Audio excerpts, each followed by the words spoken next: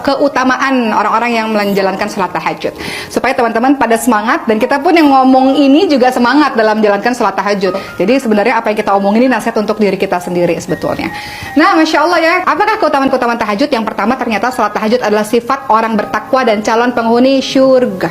Jadi kalau ingin dikategorikan sebagai orang bertakwa, maka dia tidak meninggalkan sholat tahajud. Allah Subhanahu wa Ta'ala berfirman yang artinya, sesungguhnya orang-orang yang bertakwa itu berada dalam taman-taman syurga dan mata air, sambil menerima segala pemberian Rabb mereka. Sesungguhnya mereka sebelum itu di dunia adalah orang-orang yang berbuat kebaikan. Di dunia mereka sedikit sekali tidur di waktu malam dan selalu memohon ampun di waktu pagi sebelum fajar. Dalam surah Az-Zariyat ayat 15 sampai 18. Jadi di sini Allah Subhanahu wa Ta'ala menginformasikan kepada kita semua, orang bertakwa yang mendapatkan syurga sedikit waktu tidurnya di waktu malam, banyak bangun untuk minta ampun kepada Allah Subhanahu wa Ta'ala. Yang kedua, keutamaan tahajud adalah tidak sama antara orang yang sholat malam dengan orang yang tidak sholat malam. Allah Subhanahu wa Ta'ala berfirman yang artinya, adakah sama orang-orang yang mengetahui dengan orang-orang yang tidak mengetahui?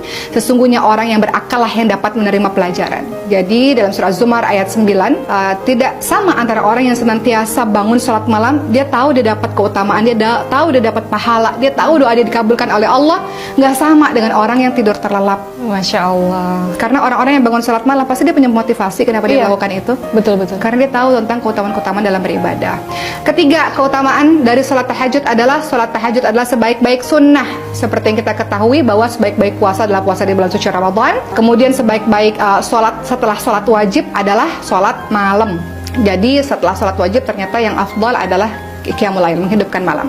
Dan keempat, ternyata keutamaan dari sholat tahajud adalah kebiasaan orang-orang yang salih. Jadi teman-teman, kalau indikatornya gampang ya, kalau kita lihat ada orang-orang yang salih mengademkan hati, ternyata salah satu indikatornya mereka tidak meninggalkan sholat malam.